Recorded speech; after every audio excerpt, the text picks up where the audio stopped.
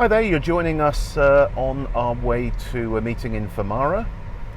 We're on the switchback road going up from the back of Haria, and it's a warm day. You can probably hear the climate control chuntering away at the moment. That should calm down in a little bit as the car starts to cool down.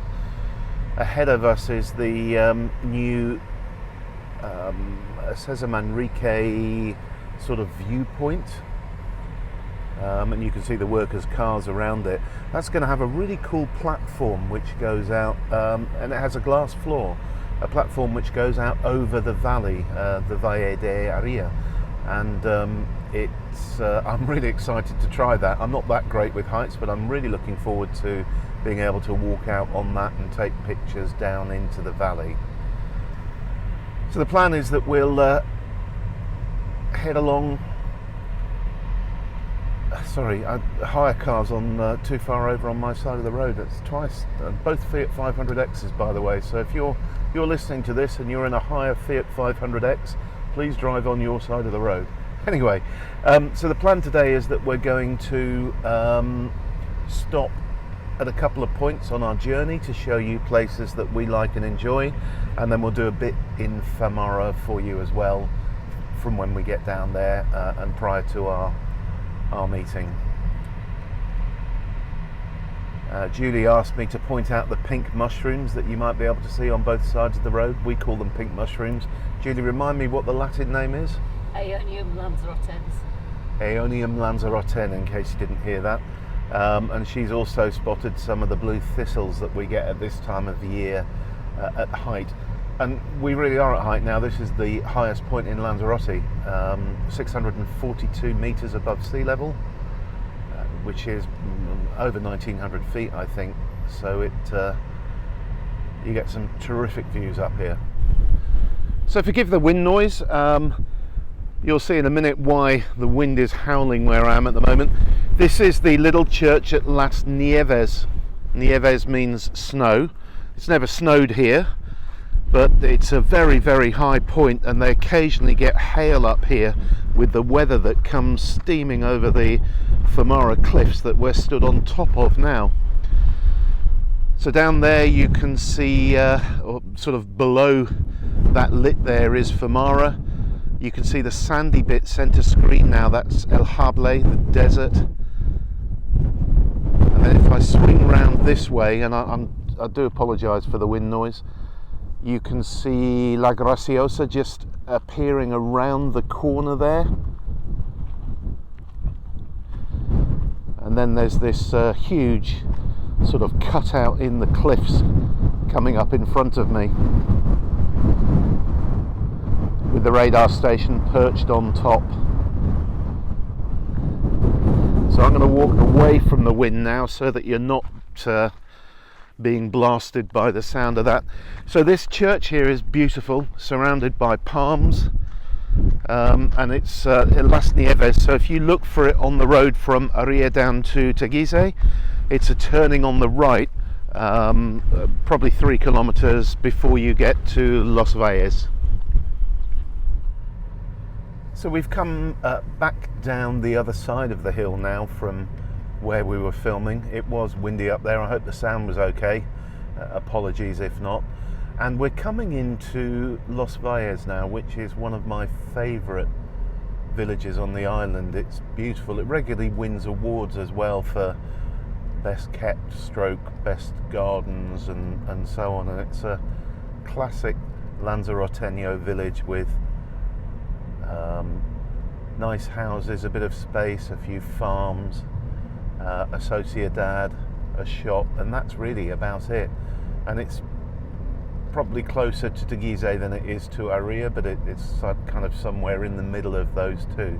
So presumably that's where they go for their major entertainment from Los Valles. On both sides you see these cactuses or succulent plants that shoot up. What are they called, Junie? Agave. And every time I see them, I'm always reminded of Los Valles. You'll see them on both sides of the road, and lots of lovely Canarian palms as well along here. I'll just keep it running for a little bit longer because In a minute you'll start to see the farmers' fields, and there's the first of them with what looks like it might be onions in it up ahead, and there's another field round to the right here with corn in it, or maize of some kind. They're always working in these farms, and they quite often wear, you can see both sides of the road now, fields, quite often wear traditional Canarian dress while they're doing it, probably because it's quite practical and you're covered from the sun and stuff, but I always think that's interesting. Something I've noticed, the temperature rise as we drop down the hill. When we were on the top it was 21 degrees, and now that we're still not down to sea level, we're probably still at 300 meters above sea level, but the temperature now is 24.5 degrees, so that's in the space of about 2 kilometers, that temperature rise. Okay, we're going to head on down a bit closer to Famara before we do some more for you. So we've come down the hill again, a little bit further or closer to sea level, and this of course is Teguise, which many of you will recognise. Beautiful, beautiful town, the historic capital of the Canary Islands. Much of it is 600 years old, and it was the first place that was settled after the Spanish conquest of the Canary Islands. Famous of course for its market on a Sunday, which is absolutely huge. And I was amazed to find out, this is a weird house on the right now, full of statues. I was amazed to find out that the Teguise market, in normal times anyway, is the second largest market in Spain. So we'll blast now down to the roundabout that will take us onto the main road down towards Famara. We're on the road going down towards Famara now. This goes on forever. It's a really long road, and we used to cycle it all the time. It's when we were training for Ironman. It's part of the Ironman route. What's really weird about it is, as you can see, it's gently sloping away from us. Therefore, you would think it would be quite easy to cycle down here, but the wind is always in your face, and it's the only downhill section of decent road on the island I've known where you have to keep pedalling. Conversely, coming up the other way, the wind's behind you and is giving you a push. So actually it's relatively easy coming uphill, even though you think it's a long climb.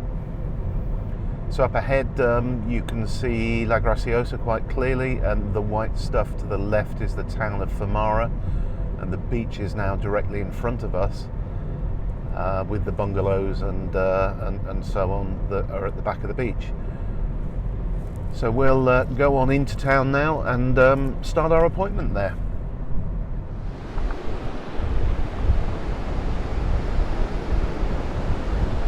Cracking surf day here on the beach.